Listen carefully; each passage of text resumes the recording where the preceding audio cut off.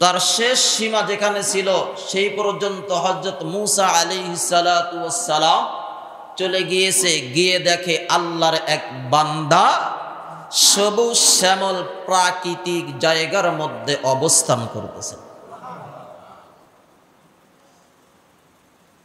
যদিও তার নাম কোরআনে নেই, হাদিসের মধ্যে আসছে, নবীর হাদিসের মধ্যে তার নাম হলো হযরত খিজির আলাইহিস সালাম। নাম কি? খিজির আলাইহিস সালাম। খিজির বা হজির এই শব্দের শাব্দিক অর্থ হলো সবুজ শ্যামল। হাদিসের মধ্যে আসছে হযরত খিজির আলাইহিস সালাম যেখানেই বসতেন, জমিন যেমনই হোক না কেন সেখানেই সবুজ ঘাস বেরিয়ে আসত, ঘাস জন্মাইত, সবুজ শ্যামল ঘাস হয়ে যেত। সেই জন্য তার নামটা হলো খিজির। যখন হযরত মূসা আলাইহিস সালাম গেলেন, যাওয়ার সঙ্গে সঙ্গে সর্বপ্রথম আল্লাহর পয়গম্বর হযরত মূসা আলাইহিস সালাম তাকে সালাম দিলেন। কি দিলেন? কথা বলেন। সালাম। আসসালামু ক্বাবলাল কালাম। কথার আগে সালাম দেওয়া কার সুন্নাত? কথা বলেন না কেন? নবীর সুন্নাত। মূসা আলাইহিস সালাম সর্বপ্রথম হযরত খিজির আলাইহিস সালামকে কি দিলেন? সালাম দিলেন। আমাদের সমাজে সালামও উঠে গেছে। কথা বলেন না কেন? সালামও উঠে গেছে, অথচ পয়গম্বরদের সুন্নাত কি? কথা বলার আগে কি দেওয়া? সবাই কথা বলেন না কেন? কি দেওয়া? সালাম দেওয়া। আমাদের সমাজে সালামও নাই। কথা বলেন না কেন? সন্তান বাবাকে সালাম দেয় না, বাবা সন্তানকে দেয় না, বড় ভাই ছোট ভাইকে দেয় না, ছোট ভাই বড় ভাইকে দেয় না, স্বামী স্ত্রীকে দেয় না, স্ত্রী স্বামীকেও সালাম দেয় না। কথা বলেন না কেন? হয়তো হাতে গোনা কিছু ফ্যামিলি, কিছু লোক থাকলে থাকতে পারে বা আছে। যখন হযরত মূসা আলাইহিস সালাম এই দুই সমুদ্রের পানির মিলন স্থানের মধ্যে গেলেন, যাওয়ার পরে হযরত মূসা আলাইহিস সালাম যখন সালাম দিলেন, হযরত খিজির আলাইহিস সালাতু ওয়াস সালাম বললেন, কে তুমি? এই সমুদ্রের অতল গভীরে, দুই সমুদ্রের মাঝে যেখানে কোনো লোকের কোনো আবাস নেই, সেখানে কে তুমি? তখন হযরত মূসা আলাইহিস সালাতু ওয়াস সালাম সালাম দেওয়ার সঙ্গে সঙ্গে যখন বললেন, কে তুমি?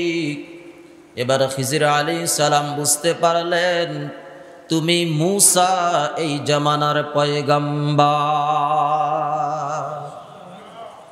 আল্লাহ রাব্বুল আলামিন আগেই খিজির আলাইহিস সালামকে জানাইয়া দিয়েছেন। সুবহানাল্লাহ বললেন না?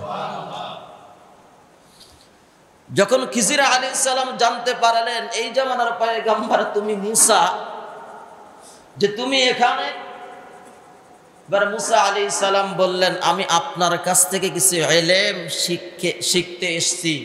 আল্লাহ আপনাকে যেই রহমত দিয়েছেন, যেই ইলম দিয়েছেন, যেই ভান্ডার দিয়েছেন, সেখান থেকে আমি কিছু শিখতে আসছি।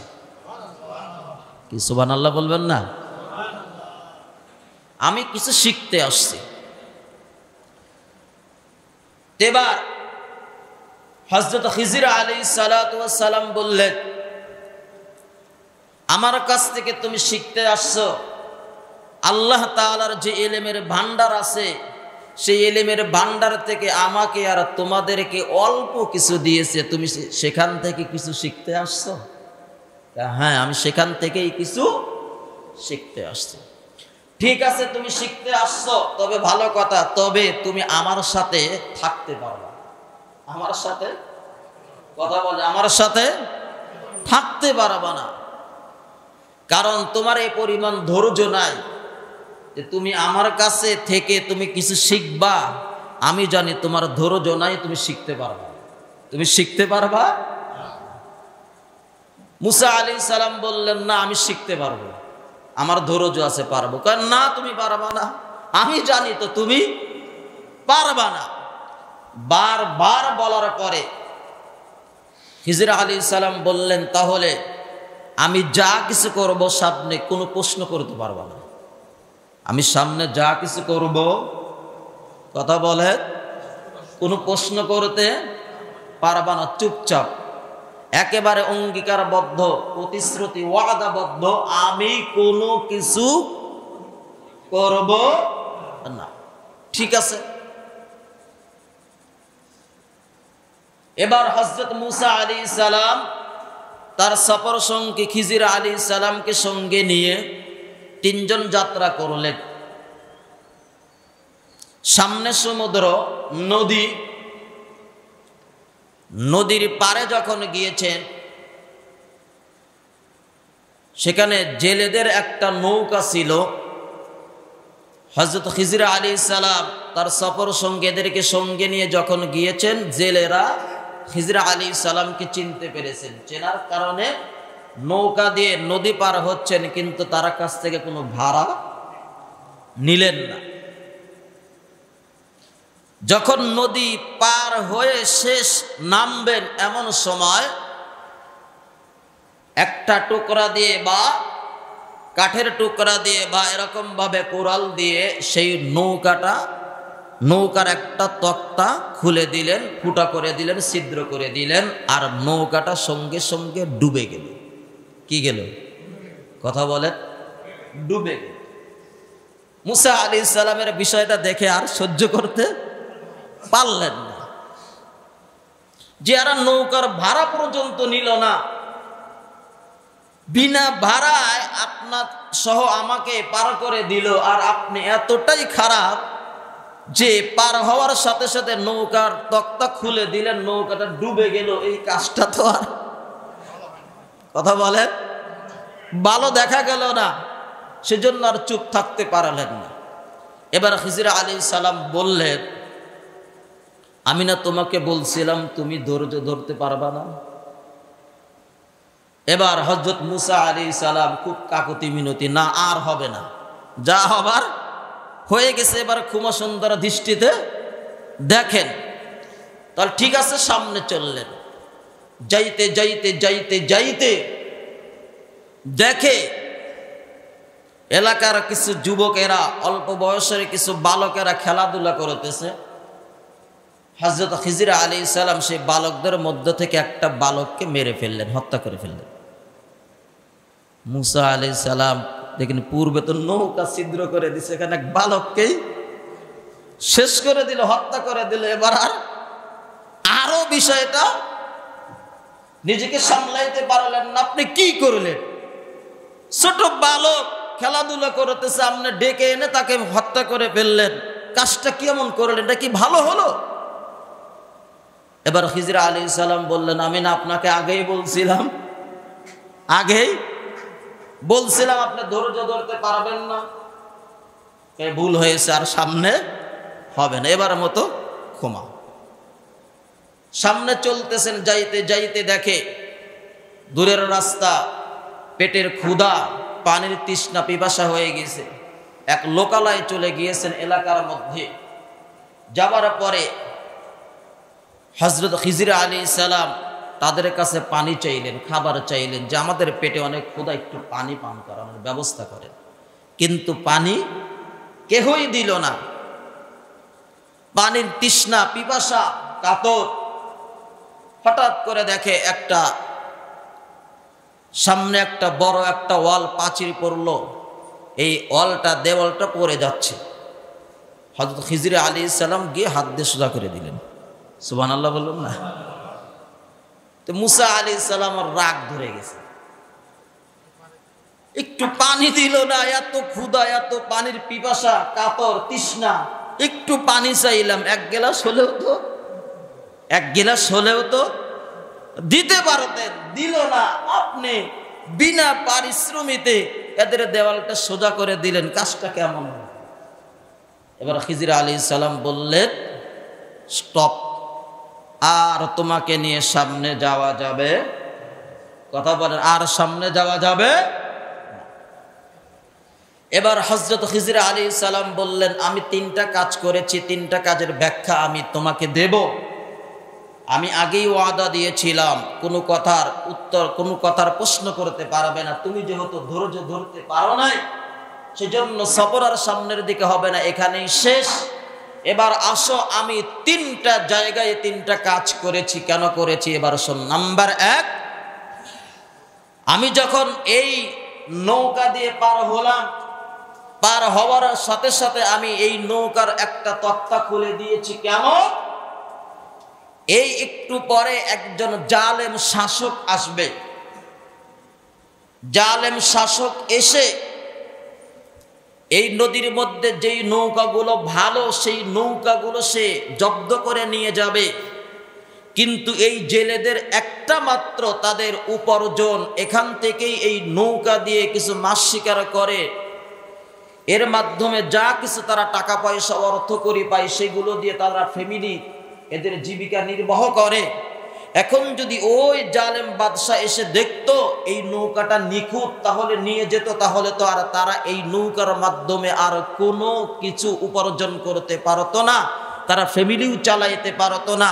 আমি সেই জন্য ওই জালেমদের হাত থেকে এই জেলেদেরকে, নৌকাটাকে রক্ষা করার জন্য আমি নৌকাটাকে ছিদ্র করে দিয়েছি। জালেম বাদশা নৌকা নেবে না, তারা এই একটা তক্তা পরবর্তীতে ঠিক করে তারা তাদের জীবিকা নির্বাহ করতে পারবে। সেই জন্য আমি নৌকাটাকে ছিদ্র করে দিয়েছি জালেমদের হাত থেকে। সুবহানাল্লাহ বলবেন না? তাহলে ঠিক আছে, বুঝতে পারলাম। দ্বিতীয়ত, আপনি একটা ছোট বালককে হত্যা করলেন, কারণ কি? এবার খিজির আলাইহিস সালাম বললেন, এই বালকের মা বাবা এরা হলো দিনদার, ইমানদার, আল্লাহওয়ালা, পরহেজগার। কিন্তু আমি দেখতে পেলাম এই বালক বড় হয়ে সে জালেম হবে, মা বাবার অবাধ্য সন্তান হবে। যদি মা বাবার অবাধ্য সন্তান হয়ে যায়, জালেম হয়ে যায়, তখন তো ওই দিনদার আল্লাহওয়ালা মা বাবার অনেক কষ্ট হবে। এর কারণে ওই মা বাবার সমাজের মধ্যে অপমান, অপদস্থিত, লাঞ্ছিত হতে হবে। সেই জন্যই বালককে আমি হত্যা করলাম, শেষ করে দিয়ে আমি আল্লাহর কাছে দোয়া করলাম, আল্লাহ এই বালকের বিনিময়ে আপনি তার মা বাবাকে নেক সন্তান দান করেন। আমি এই বালককে এই জন্য শেষ করে দিয়েছি যে জালেমের হাত থেকে যেন তারা মা বাবা রক্ষা পায়, আর এই বালকের বিনিময়ে যেন আল্লাহ তাআলা তাদেরকে নেক সন্তান দান করে। সেই জন্য এই বালককে আমি হত্যা করেছি। তাহলে ঠিক আছে, বুঝতে পারলাম। 3 নাম্বার, যে আমি যেই এলাকার মধ্যে গিয়েছিলাম, সেই এলাকার মানুষ যদিও আমাদেরকে খাবার দেয় নাই, পানি দেয় নাই, আমাদের পেটে তৃষ্ণা ছিল, পিপাসা ছিল, কিন্তু ওই দেওয়ালটা ঠিক করেছি। কারণ ওই ওয়ালটা ছিল এতিমদের, তার মা বাবা দুনিয়ার থেকে বিদায় নিয়ে চলে গিয়েছে, কিন্তু এই ওয়ালের নিচে, প্রাচীরের নিচে তার মা বাবা তাদের জন্য কিছু সম্পদ আমানত হিসেবে গুচ্ছিত রেখে গিয়েছে। আমি যদি এই দেওয়ালটা ঠিক করে না দিতাম, এটা পড়ে যেত, ওই বালকেরা ওই আমানত থেকে, মা বাবার গুচ্ছিত সম্পদ থেকে বঞ্চিত হয়ে যেত। সেই জন্য আমি এই দেওয়ালটা, প্রাচীরটা, ওয়ালটা ঠিক করে দিয়েছি। ঠিক আছে, বুঝতে পারলাম। আপনি 3টা কাজ করলেন। মুসলমান, আল্লাহ তাআলা এটার দ্বারা এটাই বুঝাইতে চাচ্ছেন, মুসলমান মানুষকে আল্লাহ তাআলা দুনিয়ার জমিনে অহংকার বলতে কি জিনিস এটা আল্লাহ তাআলা পছন্দ করেন না। কারণ আর একমাত্র অহংকারের মালিক হলেন আমার আল্লাহ। কে? কথা বলেন কে? আর একটু জোরে বলেন কে? আর একটু জোরে বলেন কে? আল্লাহ তাআলা সেই কথাটাই কোরআনের মধ্যে বলতেছেন, ইয়া আইয়ুহাল মুযাম্মিল কুমিল লাইলা ইল্লা কলিলান নিসফাহু আও ইনকুস মিনহু কলিলা ইয়া আইয়ুহাল মুদ্দাসসির কুম ফাআনযির রাব্বাকা ফাকাব্বির ওয়া সিয়াবাকা ফাতাহহির। ও মুসলমানি বান্দা, আল্লাহ তাআলা এটাই জানিয়েছেন, ও মূসা তুমি তো বলেছিলে এই জামানার মধ্যে সবচেয়ে বেশি জানলেওয়ালা তুমি, কিন্তু না না না না, আমি আল্লাহ তোমার কথার বিষয়টা আমি আল্লাহর কাছে পছন্দ হয় নাই। কিন্তু তুমি একজন পয়গম্বর হওয়ার পরে তোমার বলার কথা ছিল এমন, যেই জামানার মধ্যে সবচেয়ে বেশি জানলেওয়ালাকে যখন প্রশ্ন করেছিল তোমার বলার উচিত ছিল আমার আল্লাহ সবচেয়ে বেশি ভালো জানে। সবচেয়ে বেশি ভালো জানলেওয়ালাকে আর একটু জোরে বলেন কে? সবচেয়ে বেশি ভালো জানলেওয়ালা আমার আল্লাহ। ও মুসলমান, সেই জন্য ব্যক্তি যত বড় হয় তার কথার ওজন ওয়েটও তত বেশি, কথা বলেন না করো, তত বেশি হয়। সেই জন্য মুসলমান, আল্লাহর নবী হাদিসের মধ্যে বলেছেন মুসা আলাইহিস সালাম যদি এরকম ভাবে খিজির আলাইহিস সালামকে বারবার প্রশ্ন না করতেন, আল্লাহ তাআলা এর মাধ্যমে আরো অনেক কিছু খিজির আলাইহিস সালাম থেকে মুসা আলাইহিস সালাম শিখতে পারতেন। মুসা আলাইহিস সালামও শিখতে পারতেন, আমরাও পারতাম, কথা বলেন ঠিক কিনা? যদি এই তিনটা ঘটনা না হতো তাহলে এই তিনটা ইলমের কথা কি আজকে আমরা শিখতে পারতাম, জানতে পারতাম? কখনো পারতাম না। সেই জন্য মুসলমান, আমাদের সমাজের মধ্যে এমন হয়ে গিয়েছে যে আমি বেশি জানি, আমি বেশি জানি, আমি বেশি জানি, কথা বলেন ঠিক কি? আমার চেয়ে বেশি জানলেওয়ালা কেহ নাই। না, সবচেয়ে বেশি জানলেওয়ালা কে? আর একটু জোরে বলেন কে? আল্লাহ। সেই জন্য মুসলমান, আল্লাহর উপরে আমাদেরকে ছেড়ে দিতে হবে। আমি যতটুকু জানি ততটুকুর মধ্যেই সীমাবদ্ধ থাকতে হবে। হয়তো একটা গবেষণা, একটা মোতালা, একটা রিসার্চ, একটা পড়াশোনা আমার হয়তো এতটুকু পর্যন্ত আমি যাইনি, এই নয় যে এটা কোরআনের মধ্যেও নেই, হাদিসের মধ্যেও নেই, কথা বলে এটা বলা যাবে না। হয়তো আমার গবেষণার ভিতরে আসে নাই, আমি আরো একটু গবেষণা করলে আরো জানতে পারবো, কথা বলেন ঠিক কিনা? সেই জন্য মুসলমান, আল্লাহ তাআলা হযরত মুসা আলাইহিস সালাম এবং হযরত খিজির আলাইহিস সালামের মাধ্যমে আল্লাহ তাআলা আমাদেরকে বিষয়টা শিক্ষা দিয়েছেন, শিখাইয়েছেন। আল্লাহ তাআলা কার মধ্যে কোন ইলমের ভান্ডার দিয়েছেন জানেন কে? আর একটু জোরে বলেন, কে জানেন? আল্লাহ তাআলা জানেন। সেই জন্য আসুন, এই খিজির আলাইহিস সালামের ব্যাপারেও অনেকে বাজে মন্তব্য আছে। খিজির আলাইহিস সালাম এখনো জীবিত কি না সেটাও জানেন কে? কথা বলেন কে? আল্লাহ। ঐতিহাসিকগণ, তাফসীরকারকগণ, ঐতিহাসিকগণের মধ্যেও মতভেদ আছে। কেউ কেউ বলছে সে জীবিত, কেউ কেউ বলছেন সে মৃত্যুবরণ করেছেন। কিন্তু এই সব কিছুর মূল জানলেওয়ালাকে, কথা বলে। অনেকে বলে থাকেন আবে হায়াতের পানি পান করেছে, সেজন্য সে সারা জীবন থাকবে। এটাও ভুল ধারণা। কারণ আল্লাহ তাআলা তাকে কোন অবস্থায় রেখেছেন, কিভাবে রেখেছেন, সে জীবিত নাকি মৃত, যেহেতু কোরআনের মধ্যে, হাদিসের কিতাবের মধ্যে সুস্পষ্ট বর্ণনা নেই যে সে জীবিত। সেই জন্য আল্লাহর উপরেই আমাদের কি দিতে হবে? ছেড়ে দিতে হবে। আল্লাহু আ'লামু বিমুরাদিহি, এর একমাত্র উদ্দেশ্য আমার আল্লাহই ভালো জানেন, কথা বলে ঠিক কিনা? আল্লাহ তাআলা যেন আমাদের সবাইকে মনের মধ্যে থেকে আমি বড়, আমি বড়, আমি বড়, এই যে অহংকার, অহমিকা, তাকাব্বুর, এগুলো যেন আল্লাহ তাআলা বের করে দেন। কি আমিন বলবেন না? হ্যাঁ, আল্লাহ তাআলা যেন আমাদের সবাইকে বুঝবার তৌফিক দান করেন। আমিন। ওয়া মা তৌফিক ইল্লা বিল্লাহ।